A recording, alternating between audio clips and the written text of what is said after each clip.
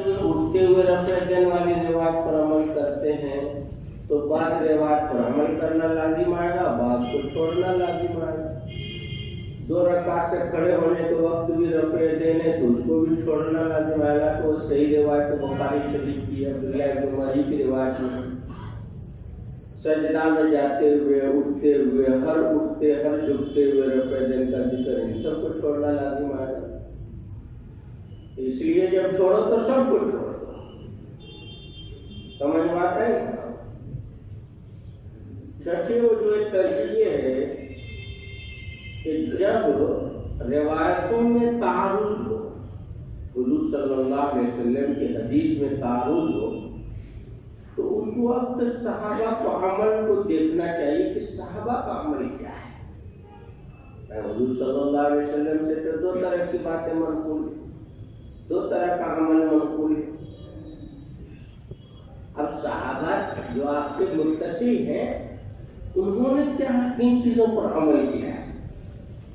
تو صحابہ کا عمل ہوگا تو ان دونوں باتوں میں وہی عمل قابل اعتبار ہوگا جس کو صحابہ نے کیا ہوگا،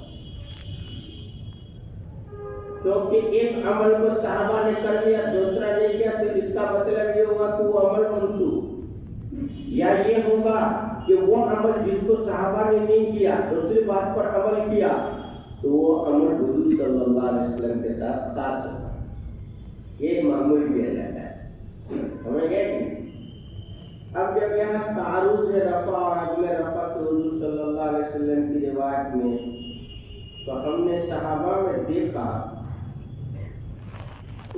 کہ جو ماہر فن آدمی صحابہ اہل علم ہے، جن کا علم سب پر آیا ہے، وہ کون ہے؟ حضرت عمر فاروق، حضرت علی، حضرت عبداللہ بن مسعود رضی اللہ تعالیٰ عنہ۔ یہ تینوں حضرات کا عمل ہم دیکھ رہے ہیں تو اس سے یہ لازم آ رہا ہے کہ ان تینوں حضرات نے رفع دین نہیں کیا ہے۔ معلوم ہوتا ہے کہ رفع دین والی روایت جو ہے وہ منسوخ ہوگی یا حضور صلی اللہ علیہ وسلم کے ساتھ خاص ہوگی، سمجھ میں آتا ہے؟ کیونکہ حضرت علی تو سب سے ماہر فن اخبار القاضی ہے، عبداللہ بن مسعود تو بابو العلوم، اور حضرت عمر فاروق کا کیا کرنا، وہ تو بالکل جو اصل بات ہوتی تھی اسی پر عمل کرتے، اصل بات پر عمل کرتے، جول جال میں نہیں پڑتے، جو جول جال میں پڑے ان کو منع بھی کرتے، اصل بات۔ اتنے بڑے صحابہ کا عمل ترک رفع دین کا ہے، معلوم ہوتا ہے ترک رفع دینی سے۔ ساتھی علم ترجیح ہے کہ حضور صلی اللہ علیہ وسلم نے آخری زندگی تک کہاں پر گزاری ہے؟ مدینہ میں۔ مکہ میں تو آپ ہجرت کر کے مکہ سے آگے مدینہ، مکہ میں تو ایمان اور نماز نازل ہوئی، اس وقت کوئی احکام نازل نہیں ہوئی، نماز کی ساری تفصیلات اور مسائل جو ہے اس پر ساری باتیں مدینہ میں نازل ہوئی۔ تو حضور صلی اللہ علیہ وسلم کے جانے کے بعد مدینہ والے کون سا عمل کریں گے؟ جو حضور صلی اللہ علیہ وسلم نے کیا وہی عمل نہیں کریں گے۔ اب دیکھ رہے ہیں مدینہ والوں کو، تو مدینہ والے کا عمل یہ ہے کہ مدینہ والے جو ہیں سارے کے سارے مدینہ والے ترک رفع دین پر جو ہے متفق ہیں، رفع دین نہیں کر رہے ہیں۔ اور باقی شہروں میں، مکہ میں بعض رفع دین کر رہے ہیں تو بعض نہیں کر رہے ہیں، کوفہ میں بات کر رہے ہیں، بصرہ میں بات کر رہے ہیں تو بعض نہیں کر رہے ہیں، بعض نہیں کر رہے ہیں، سب جگہ کچھ نہ کچھ یہ۔ لیکن مدینہ والے سب کے سب متفق ہو کر کے عدم رفع پر متفق، رفع دین نہیں کر رہے ہیں۔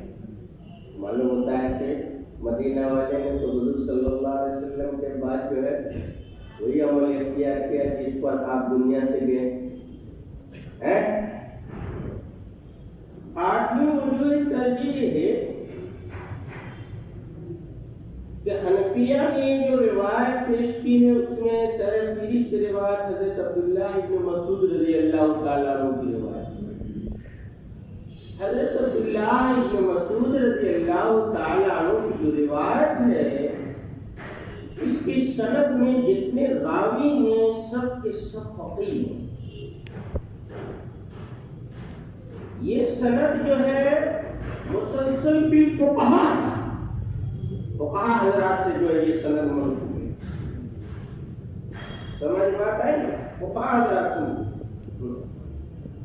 اور دوسری سند میں صرف محدث لوگ، حدیث کو زیادہ فقہا لوگ سمجھتے ہیں، محدث تو مسائل کا استنباط کرتے ہیں، مسلسل بھی فقہا ہے، سارے کے سارے راوی فقہا میں سمجھ گئے کہ نہیں؟ یار اس کو ترجیح حاصل۔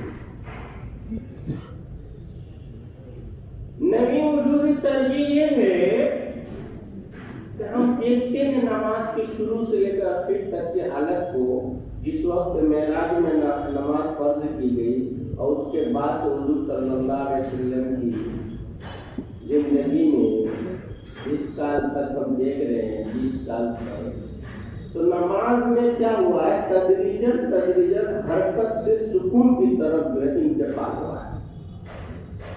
پہلے نماز میں حرکت بھی جائے، کیا کرے گا وہاں پہ جائیں، یہاں کرے گا، ایک دوسرے سے بات بھی کر رہے ہیں، طبیعت ٹھیک ٹھاک ہو گئی تو بیمار بات بھی کر رہے، لیکن بات کرنا ہوتا ہے۔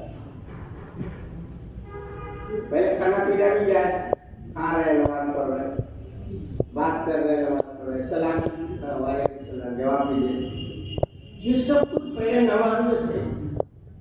پھر اس کے بعد کیا ہو گیا؟ سکوت کا حکم دیا، نہینا عن الکلام وامرنا بالسکوت، سکوت کا حکم دے دیا۔ تو اسی طرح کہا جائے گا کہ نماز میں پہلے حرکت ہوتی تھی، رفع دین کیا جاتا تھا، اس کو بھی ختم کر کے سکون پر آ گیا، سکون پر آ گیا، جس طرح سکون پر آ گیا اسی طرح سکون پر آ گیا۔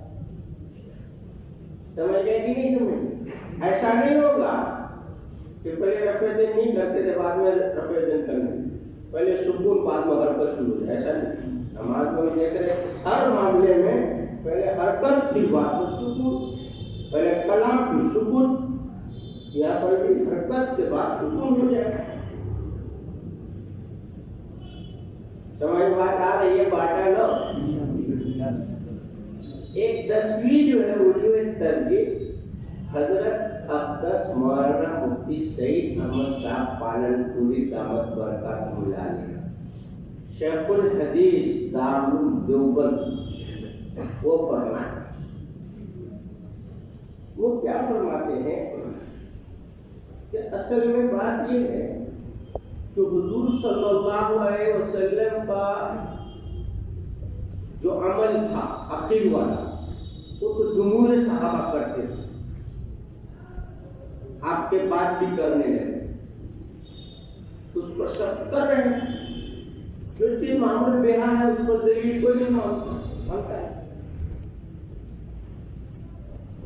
لا الہ الا اللہ محمد رسول اللہ، یہ کلمہ اس پر دلیل کو مانگتا ہے، تو کلمہ کیوں ہے جس پڑھ کر کے جو ایمان میں داخل ہو مانگتا ہے جو چیز آ جائے اس پر دلیل مانگنے کیا وہ تو چل رہی۔ لیکن بعض نوجوان صحابہ جو تھے، بعض نوجوان صحابہ وہ کیا کرتے تھے؟ حضور صلی اللہ علیہ وسلم کے پہلے والے عمل جو ابتدا اسلام والا عمل ہوتا تھا، جس کو آپ نے کبھی کیا تھا چھوڑ دیا، چپ ہو گیا، یا پہلے کر رہے تھے پھر چھوڑ دیے، تو صحابہ کرام بہت سارے نوجوان صحابہ کو جو تھے وہ عاشق تھے آپ صلی اللہ علیہ وسلم، تو آپ کی یاد میں وہ کام جو ہے کبھی کبھار کرتے تھے، تو رفع دین جو ہے آپ صلی اللہ علیہ وسلم پہلے کرتے تھے، بعد میں چھوڑ دیے، تو اس کے بعد جو کچھ نوجوان صحابہ کرنے لگے تو بعد والے صحابہ نے کہا یہ کیوں کرتے ہو؟ کیا دلیل ہے؟ یہ دلیل ہے، یہ دلیل ہے، یہ دلیل ہے، دلیل ہے جو جس پر سارے جمہور صحابہ جو ہے نہیں کر رہے ہیں، اس میں دلیل مانگنے کی ضرورت نہیں۔ اس لیے کہہ رہے رفع یدین والی دلیل تھوڑی زیادہ ہو گئی، عدم رفع والی دلیل کم ہو گئی. سمجھ بات ہے؟ رفع یدین میں تو چونکہ صحابہ سے مانا گیا، ہم سب صحابہ نہیں کر رہے، سب صحابہ نہیں کر رہے. کیا دلیل ہے؟ ارے عبداللہ ابن عمر سے روایت منقول ہے، یہ ان سے منقول ہے، ان سے منقول ہے، اس لیے دلیل مہیا کرنے لگے، پچھلی بات کو جمع کر کر کے پیش کیا. لیکن جو جمہور صحابہ کا عمل ہے، سب کا عمل ہے، تو اس پر دلیل مانگنے کی ضرورت تو نہیں ہے. اس عمل پر آپ دنیا سے کیا ہے؟ اس لیے رفع یدین والی دلیل زیادہ ہو گئی، عدم رفع والی دلیل کیا ہوئی؟ لیکن سبحانی کیا کہتا ہے؟ سبحانی کہتا ہے حضرت رفع یدین والی دلیل زیادہ نہیں ہے، ترک رفع یدین والی دلیل ہے زیادہ ہے. ترک رفع یدین والی دلیل زیادہ ہے. آپ لوگ کہیں گے کیسے؟ بھائی دیکھو بھائی، ایک چیز ہے کہ رکوع میں جاتے ہوئے، رکوع سے اٹھتے ہوئے رفع یدین کا اس رواج میں دعویٰ بیان کرنا. آپ نے نماز پڑھی، تکبیر تحریمہ میں رفع یدین کیا، رکوع میں جاتے ہوئے، رکوع سے اٹھتے ہوئے رفع یدین کیا. یہ دلیل، یہ دلیل، یہ دلیل، یہ دلیل، یہ دلیل ہے نا، وہ دلیل ہو گئی. چل حنفی حضرات نے دلیل پیش کی عبداللہ ابن مسعود کی. آپ نے ایک ہی مرتبہ جو ہے، حنفیہ کی دو دلیل، ایک دلیل ناطق، ایک دلیل ساقط.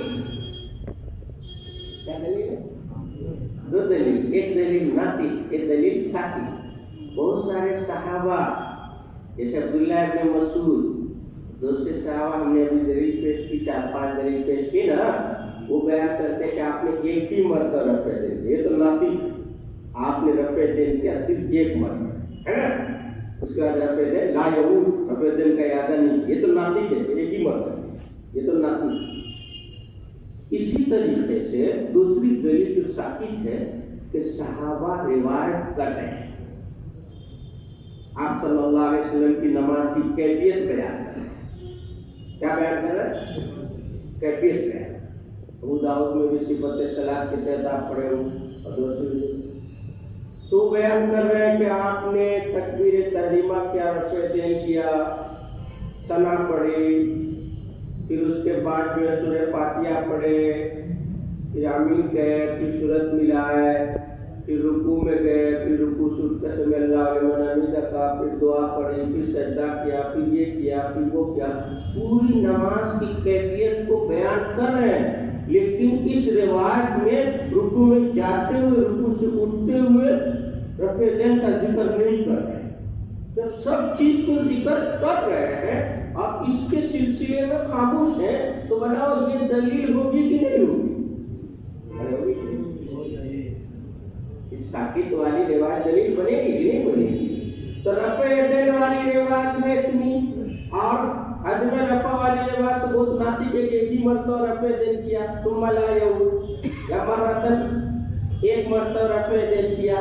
اب اس کے علاوہ دنیا بھر کی جو روایت ہے جس میں صحابہ کرام حضور صلی اللہ علیہ وسلم کی نماز کی کیفیت بیان کر رہے ہیں، اور بیان کرتے ہوئے رکوع میں جاتے ہوئے، رکوع میں اٹھتے ہوئے رفع یدین کو بیان نہیں کر رہے ہیں، یہ کس کی دلیل ہوگی؟ تمہاری یا ہمارے باپ کی یا ہماری دلیل ہوگی؟ کس کی دلیل ہوگی؟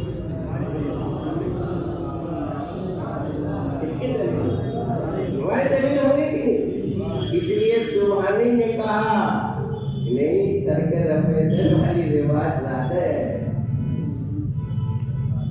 کیونکہ بہت سارے رواج ساقط ہیں. چلیے جناب، یہ وجوہ ترجیح. اب جو 12ویں بحث سے دونوں فریقوں میں مناظرانہ گفتگو. 12ویں بحث کیا ہے؟ دونوں فریقوں میں مناظرانہ. پہلے فریق تو شافعیہ حنابلہ، لیکن آج کل جو ہے اس پہلے فریق کے ساتھ زیادہ شور شرابہ کرنے والے غیر مقلد لوگ یہ زیادہ اٹھالتے مسئلے. غیر مقلد لوگ تو اتنے بیہودے لوگ ہیں، انہوں نے کہا جو رفع دین نہیں کرے گا اس کی نماز فاسد ہے۔ حالانکہ حضرات شافعیہ، حنابلہ کسی بھی امام کے نزدیک نہ تو واجب ہے نہ فرض ہے، صرف زیادہ سنت یا مستحب اولا ہے۔ اگر میں نے شروع بتلا دیا اگر نہیں کرے شافعیہ کے ہم سے نماز میں کوئی فرق، حنفیہ کے ہم اگر نماز رفع دین کر لے تو کچھ بھی، لیکن آج کل کے غیر مقلد لوگ نے یہ جو ہے کہتے ہیں بس بہت سارے مسلم چاہے مرد لوگ ہیں۔ بہرحال چلیے شافعیہ اور شافعیہ حضرات کے ساتھ جو غیر مقلدین کی طرف سے شور مچایا جاتا ہے کہ رفع یدین والی روایت عدم رفع کے مقابلے میں بہت زیادہ ہے، سمجھ گئے کہ نہیں؟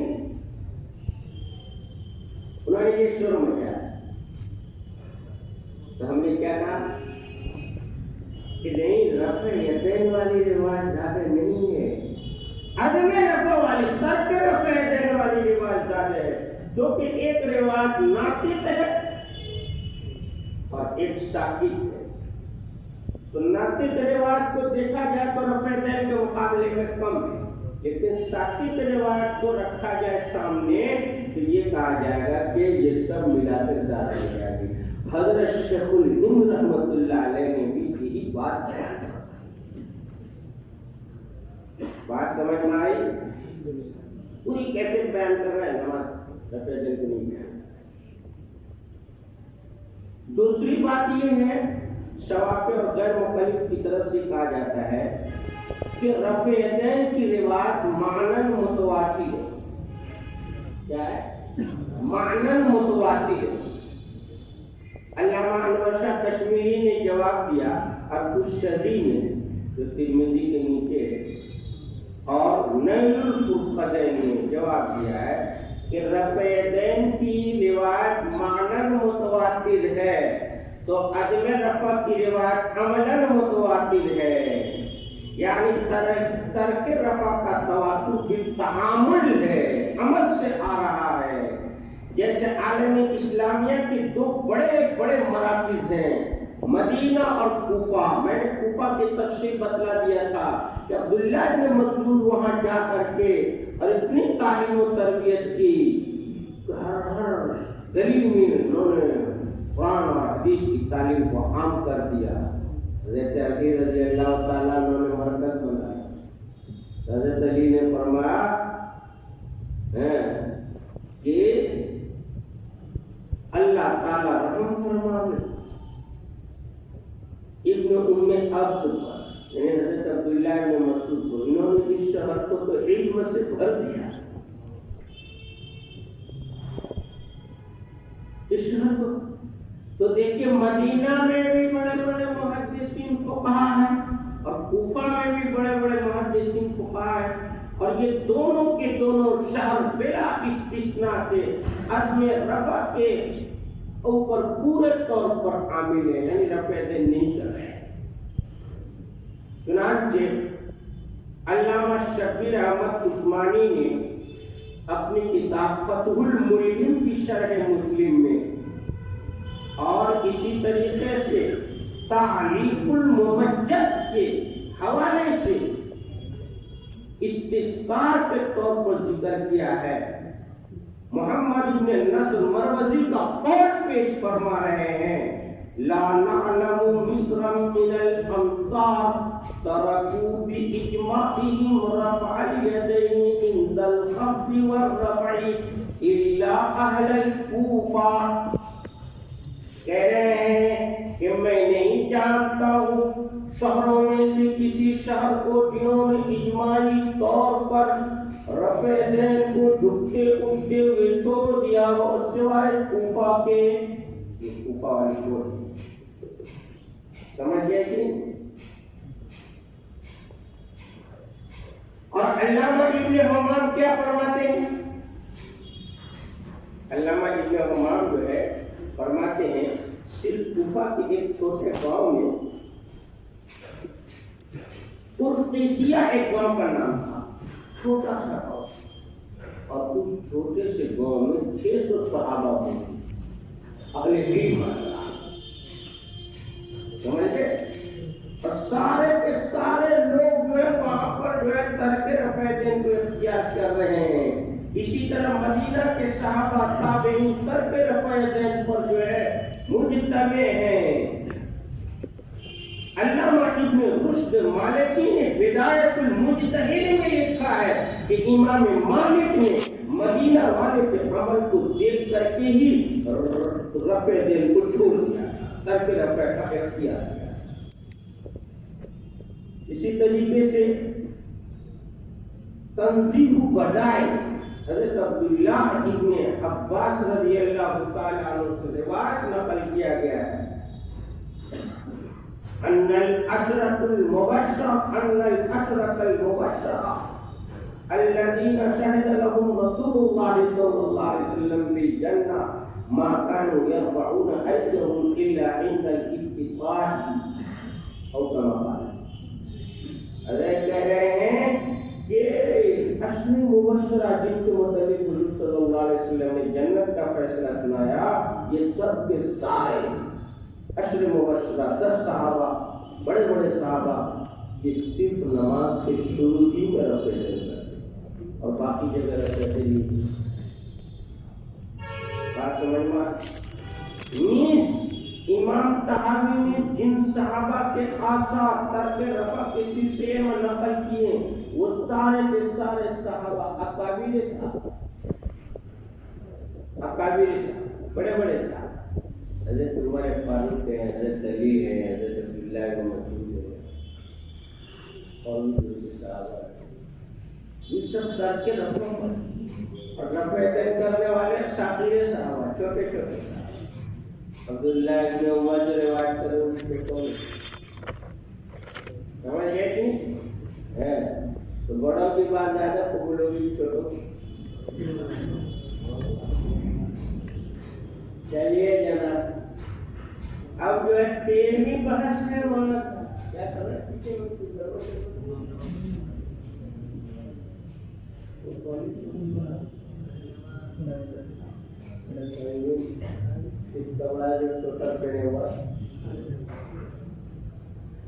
تیرہویں بحث ہے رفع دین اور عدم رفع کے سلسلے میں حضرت امام اعظم امام ابو حنیفہ اور حضرت امام اوزاعی کا مناظرہ۔ حضرت امام ابو حنیفہ رحمۃ اللہ علیہ بھی مجتہد مطلق ہے اور امام اوزاعی بھی کیا ہے؟ مجتہد مطلق ہے، محدثین میں سے۔ علامہ شمس الائمہ السرخسی نے اپنی کتاب مقصود میں بیان کیا ہے اس مناظرہ۔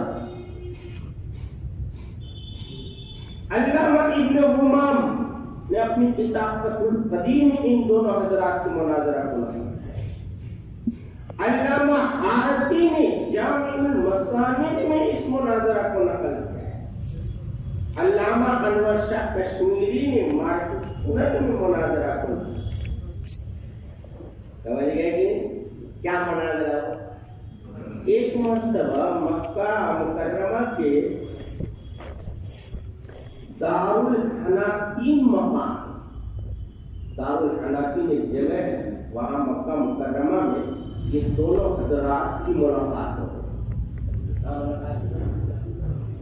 مکہ مکرمہ میں دارالحناکین میں ملاقات ہو گئی، دونوں مجتہد صاحب کے، دونوں حضرات میں علمی حضرات جب ملاقات کریں گے تو علمی بات کریں گے نا۔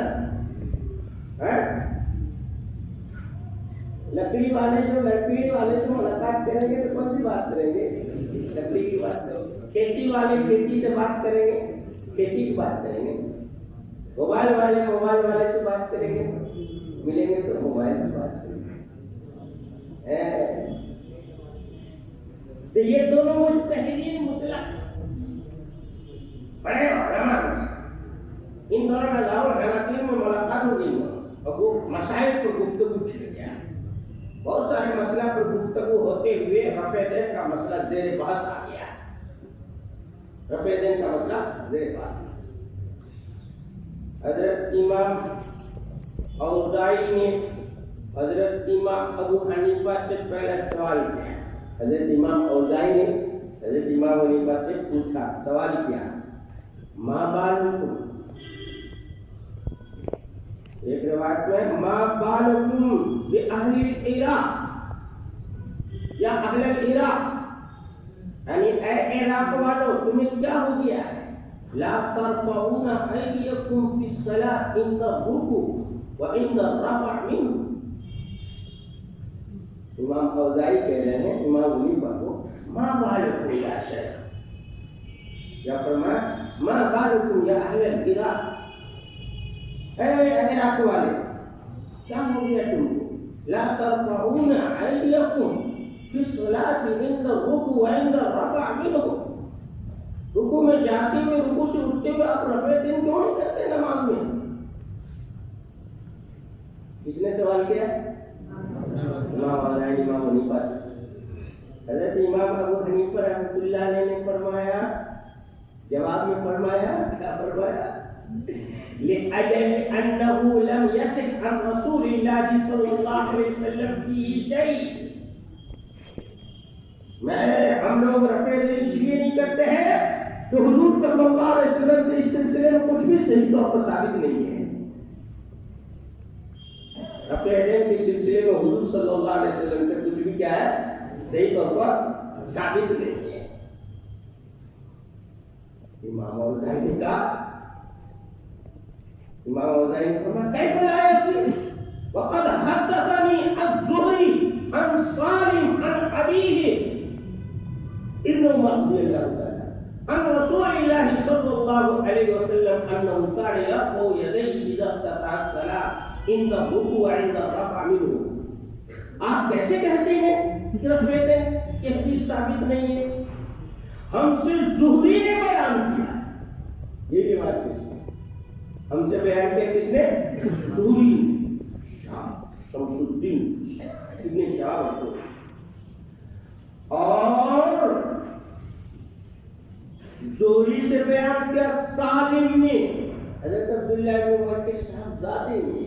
اور سالم سے روایت کیا حضرت عبداللہ بن عمر رضی اللہ تعالیٰ. اور عبداللہ ابن عمر رضی اللہ تعالیٰ عنہ حضور صلی اللہ علیہ وسلم سے متعلق نقل فرما رہے ہیں، کان لا یرفع یدیہ، انه كان يرفع يديه، حضور صلی اللہ علیہ وسلم رفع دین کرتے تھے اذا افتتح الصلاۃ، جب نماز شروع کرتے تھے، عند الرکوع، اور رکوع میں جاتے ہوئے، وعند الرفع منه، رکوع سے اٹھتے ہوئے. دیکھیے یہاں پر تو صاف ستھری روایت ہے اور یہاں پر رفع دین کا ذکر ہے اور کہہ رہے ہیں کہ جو ہے روایت ثابت نہیں ہے.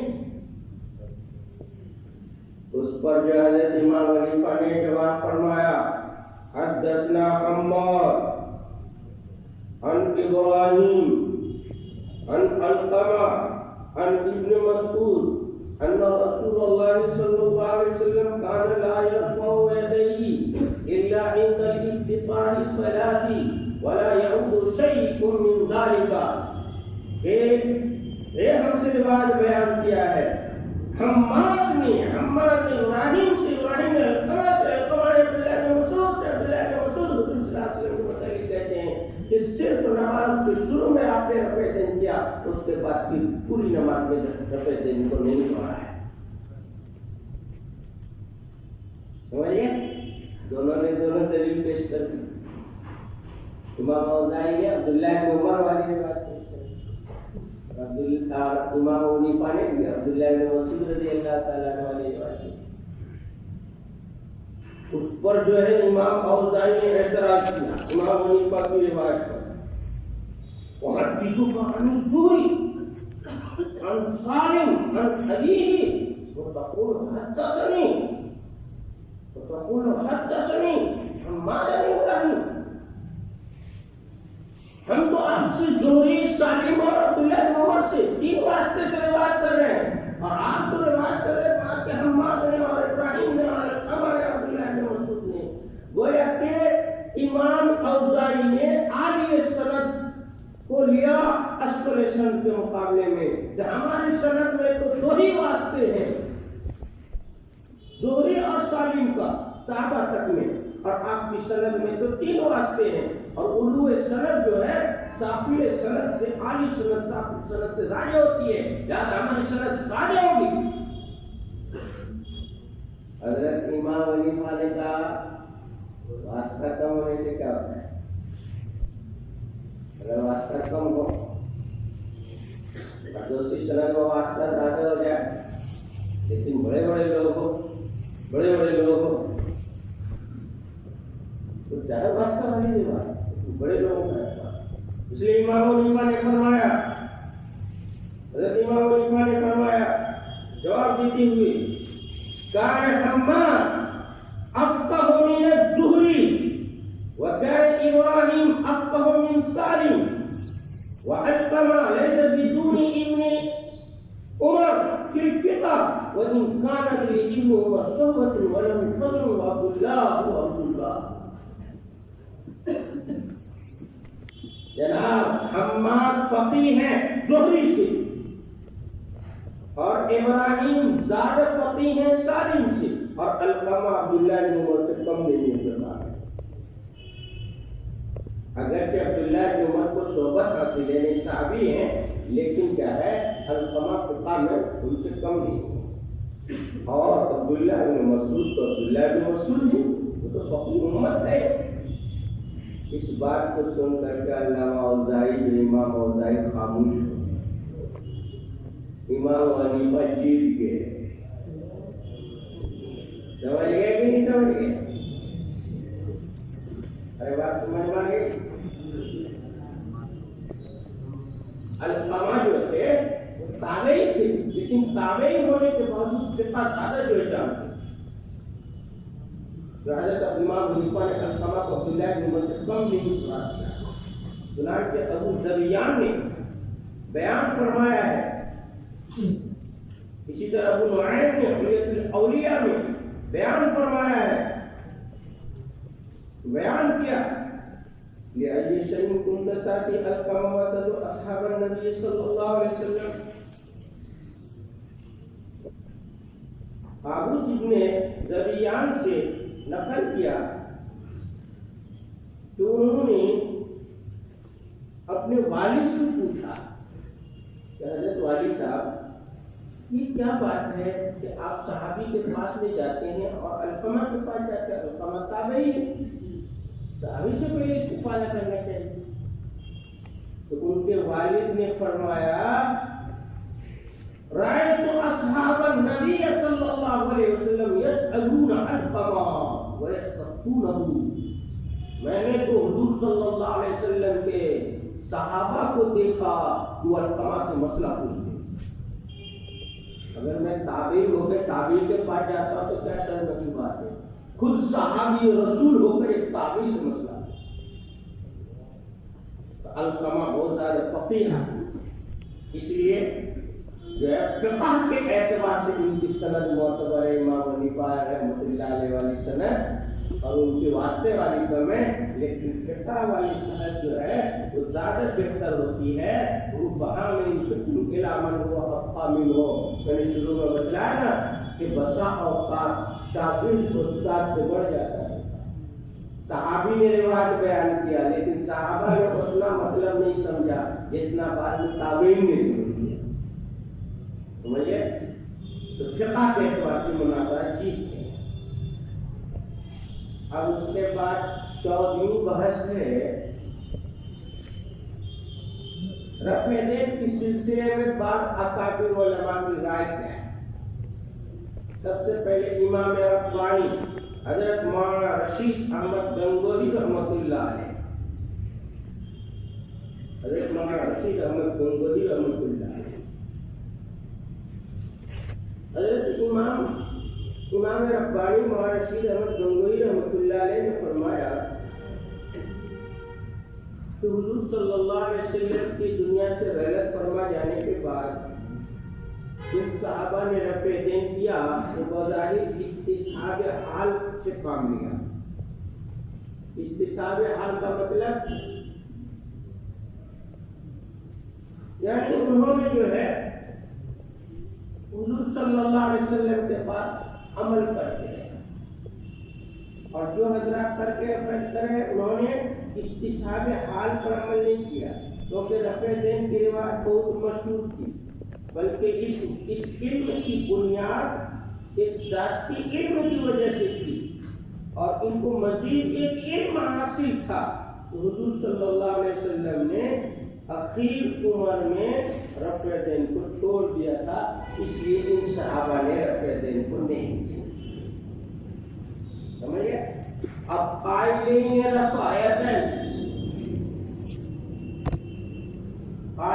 رفعیتین جو ہے وہ ایک چیز کے منکر ہوئی، عدم رفعیتین والی بات مثبت ہوئی۔ تو بھائی جنہوں نے کہا کہ حضور صلی اللہ علیہ وسلم نے آخر میں چھوڑ دیا تھا، یہ ہو گئے کیا مثبت، اور دوسرے حضرات نے کہا نہیں چھوڑا نہیں تھا آخر میں، تو وہ ہو گیا اس بات کا انکار، منکر ہو گئے۔ اب قاعدہ محدثین کا کہ جب مثبت اور منفی میں تعارض ہو جائے تو مثبت والی روایت کو ترجیح حاصل ہوگی، لہذا عدم رفع والی روایت کو کیا ہوگی؟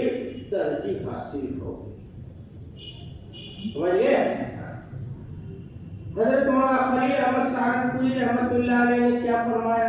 صاحب بذل المجہود نے کیا فرمایا؟ کہتے ہیں کہ دیکھیے بھائی، انصاف کی بات تو یہ ہے کہ رفع یدین بھی ثابت ہے اور ترک رفع یدین بھی ثابت، دونوں طرح ثابت۔ اسی طرح صحابہ سے یہ دونوں عمل ثابت ہے، بعض صحابہ نے رفع یدین بھی کیا، بعض صحابہ نے ترک رفع یدین کیا، دونوں روایت حضور صلی اللہ علیہ وسلم سے بھی ثابت ہے، اور صحابہ سے بھی دونوں عمل منقول ہے۔ اب دیکھنا ہے کہ بعض صحابہ جو رفع یدین نہیں کرتے تھے اس کی وجہ کیا تھی؟ جو صحابہ رفع یدین کرتے ہیں تو ظاہر ہے کہ انہوں نے حضور صلی اللہ علیہ وسلم کو دیکھا رفع یدین کرتے ہیں، لیکن جو صحابی رفع یدین نہیں کر رہے ہیں ان کے نہ کرنے کی وجہ کیا ہے؟ یہ تو نہیں ہو سکتا ہے ان کو رفع یدین کا علم نہ ہو، حضور صلی اللہ علیہ وسلم کو دیکھا رفع یدین کرتے ہوئے، اور یہ بھی نہیں ہو سکتا ہے کیونکہ رفع یدین تو ہمیں مشاہد ہے، نماز کو کرتے ہوئے دیکھا، پیچھے نماز پڑھے، یہ اس کو کوئی انکار کر سکتا ہے؟ نہیں کر سکتا۔ اب نہیں کر رہے ہیں اس کا مطلب یہ نہیں کہ حضور صلی اللہ علیہ وسلم کر رہے تھے اور انہوں نے اپنے جان بوجھ کے چھوڑ دیا، آپ کی اتباع نہیں کیا۔ صحابہ سے بھائی ہے کہ نہیں؟ صحابہ حضور صلی اللہ علیہ وسلم کے کسی عمل کو جان بوجھ کے چھوڑ دیں، ایسا ہو سکتا ہے؟ نہیں ہو سکتا۔ اب ظاہر ہے کہ حضور صلی اللہ علیہ وسلم کے بعد یہ صحابہ جو رفع یدین کو چھوڑ دیے ہیں وہ حضور صلی اللہ علیہ وسلم کے پکے عاشق تھے، وہ تو چھوڑ نہیں سکتے تھے، ظاہر ہے کہ چھوڑ دی۔ اور ایسے ویسے صحابہ نہیں، حضرت عمر فاروق جیسا آدمی، حضرت علی جیسا، عبداللہ بن مسعود جیسا، حضرت عبداللہ بن عمر جیسے آدمی، وہ بھی نہیں رفع یدین کی، روایت تو کر رہے رفع یدین کی لیکن عمل نہیں کر رہے۔ تو اب کیسا ایسے عاشقان رسول انہوں نے رفع یدین نہیں کیا؟ کہ اس سے یہی معلوم ہوتا ہے کہ رفع یدین آپ کرتے تھے لیکن بعد میں چھوڑ دیے تھے اخیر عمر میں، یہ اس اخیر ناسخ والے عمل پر عمل کرتے رہے، اور وہ صحابہ جنہوں نے کیا رفع یدین ان کو نسخ کا علم نہیں ہوا، وہ جو ہے منسوخی پر عمل کرتے رہے۔ سمجھ بات آ گئی؟ اور تیسرے بزرگ ہیں حضرت مولانا یوسف صاحب امیر دعوت تبلیغ، حضرت مولانا الیاس صاحب رحمۃ اللہ علیہ کے ساتھ امیر صاحب، انہوں نے جو ہے تعویذ شریف کی ایک شرح لکھی ہے، امانی الاحبار، عربی میں بڑی اچھی، پہلے بہت علمی محقق عالم، پہلے علمی کام میں لگے، لیکن بعد میں حضرت مولانا الیاس صاحب رحمۃ اللہ علیہ کے انتقال کے بعد ان کو دعوت کا بیڑا اٹھانا پڑا، اور اتنا بیڑا اٹھا کہ پورے عالم میں اس کام کو پھیلایا۔ اتنی بہترین تقریر کرتے تھے، 2-3 گھنٹے تقریر کرتے ہی رہتے۔ اگر مولانا الیاس صاحب رحمۃ اللہ علیہ سے زیادہ تقریر نہیں کرتے ہیں، تقریر نہیں آتی، ان کو بچہ حضرت مولانا یوسف صاحب تقریر ہی کرتے۔ حضرت مولانا یوسف صاحب رحمۃ اللہ علیہ کا انتقال کیا ہوا ہے؟ کیا ہوا؟ وہاں اجتماع میں گئے تھے، پاکستان قریب والے ملک میں اجتماع، اور وہاں بیان کیا، بہت دھوجا بیان کیا، اور وہیں پر جو انتقال،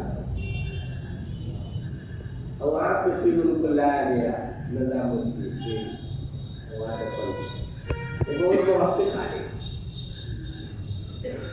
انہوں نے کہا کہ حضرت امام کے آگے حضرت عمر فاروق، حضرت عبداللہ ابن عمر، حضرت عبداللہ ابن مسعود، ان سارے صحابہ کا عمل کر کے رفع نقل کیا ہے۔ امام بیہقی نے بسند جید حضرت ابو بکر صدیق رضی اللہ تعالی عنہ سے بھی عدم رفع نقل کیا، حضرت ابو بکر صدیق رضی اللہ عنہ، تو گویا کہ خلفائے ثلاثہ کا عمل کر کے رفع ہو گیا، بڑے بڑے کے باعث۔ اور امام ترمذی نے قائلین کی فہرست میں کیا فرمایا؟ قائلین کی فہرست میں وَبِهَذَا يَقُولُ بَعْضُ أَهْلِ الْعِلْمِ مِنْ أَصْحَابِ النَّبِيِّ صلی اللہ علیہ وسلم، یعنی رفع یدین کے قائل بعض حضور صلی اللہ علیہ وسلم کے صحابہ ہیں۔ کیا کہہ رہے؟ بعض کا لفظ استعمال کر رہے ہیں، اور لوگوں نے ترمذی یار یعقوب لوگ کیا کہہ رہے ہیں؟ کیا کہا؟ وَبِهَذَا يَقُولُ بَعْضُ أَهْلِ الْعِلْمِ مِنْ أَصْحَابِ النَّبِيِّ، یعنی رفع یدین کے قائل حضور صلی اللہ علیہ وسلم کے بعض اہل علم صحابہ ہیں، اور عدم رفع کی پارٹی کو جو بیان کر رہے ہیں جماعت کو، تو کیا بیان کر رہے ہیں صحابہ کے شمار میں؟ وَبِهِ يَقُولُ غَيْرُ وَاحِدٍ مِنْ أَهْلِ الْعِلْمِ مِنْ أَصْحَابِ النَّبِيِّ صلی اللہ علیہ وسلم والتابعین، کہ رفع یدین کے قائل تو بعض صحابہ ہیں، اور عدم رفع کے قائل بہت سارے، غیر واحد کا لفظ کے معنی کیا آتا ہے؟ بہت ساری، بے شمار، یعنی اس کو شمار نہیں کیا جائے، غیر واحد کا مطلب یہی ہوتا ہے بے شمار حضور صلی اللہ علیہ وسلم کے صحابہ اور تابعین کے قائل ہیں۔ اس سے معلوم ہوتا ہے کہ قائلین کی کثرت جو ہے، رفع کے قائلین کی کثرت جو ہے، رفع یدین کے قائلین قلیل ہیں، اور عدم رفع یدین کے قائلین کیا ہیں؟ کثیر ہیں۔ بات سمجھ میں؟ اور دوسری شہروں میں، خاص طور پر کوفہ میں، مدینہ میں رفع یدین نہیں کر رہے ہیں، سب عدم رفع کے قائل ہیں، اور دوسرے شہروں میں مشترک ہیں، لیکن تمام اقوال آثار کی روشنی میں عدم رفع کے قائلین کی اکثریت معلوم ہوتی ہے، لہذا عدم رفع ہی جمہور صحابہ اور تابعین کا مذہب معلوم ہوا، اور رفع یدین جو ہے یہ قلیل صحابہ کا عمل اور تابعین کا عمل ہے، بعض تابعین کا، اس لیے اس کو راجح قرار دیا۔ علامہ انور شاہ کشمیری کیا فرماتے ہیں؟ حضرت علامہ انور شاہ کشمیری کے دو نظریات، ایک نظریہ تو اس کی تفصیل آ گئی کہ روایت 3 طرح کی ہے، عدم رفع کی، ایک ہے ناطق رفع، ایک ہے ناطق عدم رفع، اور ایک ہے ساکت۔ تو ناطق زیادہ رفع یدین کی روایت، اور ناطق جو ہے عدم رفع کی کم ہے، لیکن ساکت روایت جو ہے یہ دوسرے زمرے میں شامل ہوگی۔ تو معلوم ہوا کہ بھائی یہاں صفات کو بیان کر رہے ہیں، السکوت فی محل بیان مفید الحصر، جو بیان کی جگہ وہاں سکوت اختیار کرنا صحابہ کا، یہ کیا ہے؟ یہ جو بکتے ہیں کہ حسر کا فائدہ دیتا ہے کہ اتنے ہی عمل پر آپ نے حسر کیا، دوسرا عمل نہیں کیا، نہیں کیا۔ شروع میں رفع یدین کو بیان کر رہے ہیں، رکوع میں جاتے ہوئے اٹھتے ہوئے رفع یدین کو بیان نہیں کر رہے ہیں، حالانکہ جب ایک جگہ بیان کر دیا تو 2 جگہ بیان کرنا چاہیے، نہیں کیا تو اس کا مطلب یہ کہ ایک ہی پر حسر کیا۔ دوسرا نظریہ کیا ہے؟ علامہ انور شاہ کشمیری رحمۃ اللہ علیہ کا۔ دوسرا نظریہ یہ ہے کہ رفع اور ترک رفع کے سلسلے میں دونوں جو ہے،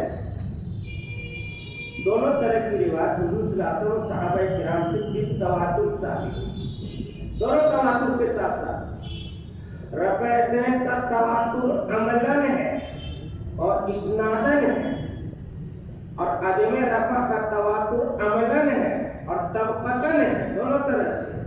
لہذا ان میں کسی ایک کو منسوخ نہیں کر سکتے ہیں، کون منسوخ ہے کون ناسخ ہے، کیونکہ ہمیں نسخ کا علم نہیں ہے۔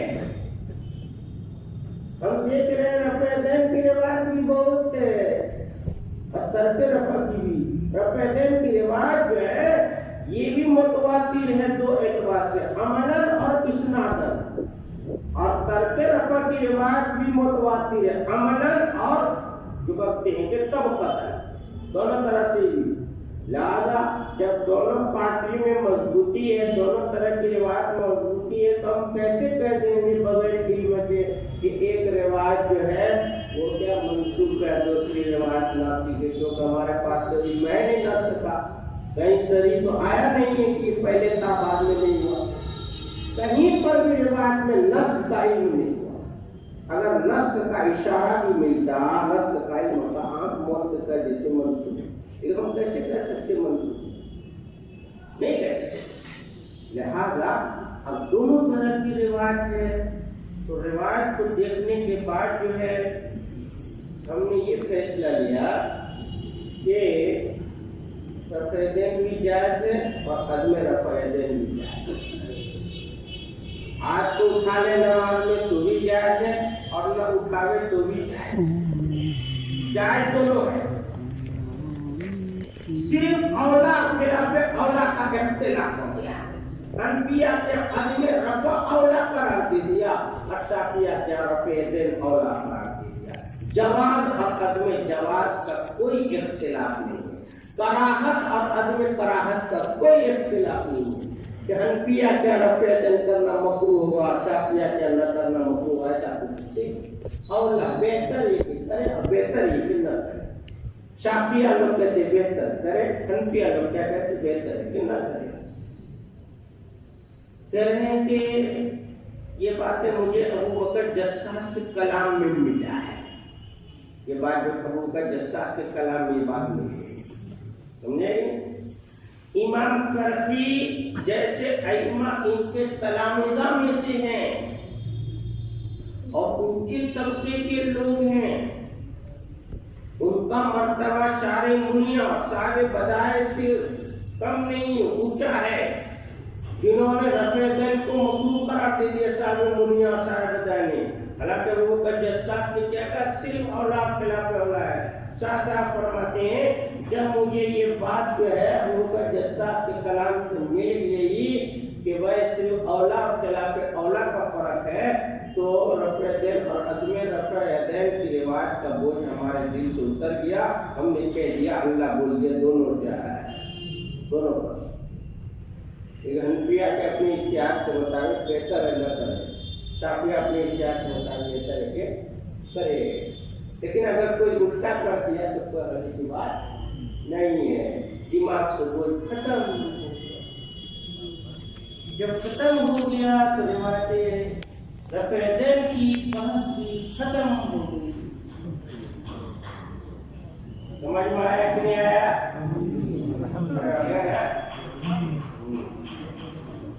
اٹھتے ہوئے رفع دین والی روایت پر عمل کرتے ہیں تو بعض روایت پر عمل کرنا لازم آئے گا، بعض کو چھوڑنا لازم آئے گا۔ 2 رکعت سے کھڑے ہونے کے وقت بھی رفع دین ہے تو اس کو بھی چھوڑنا لازم آئے گا، تو وہ صحیح روایت بخاری شریف کی ہے، عبداللہ بن عمر کی روایت میں سجدہ میں جاتے ہوئے، اٹھتے ہوئے، ہر اٹھتے ہر جھکتے ہوئے رفع دین کا ذکر، ان سب کو چھوڑنا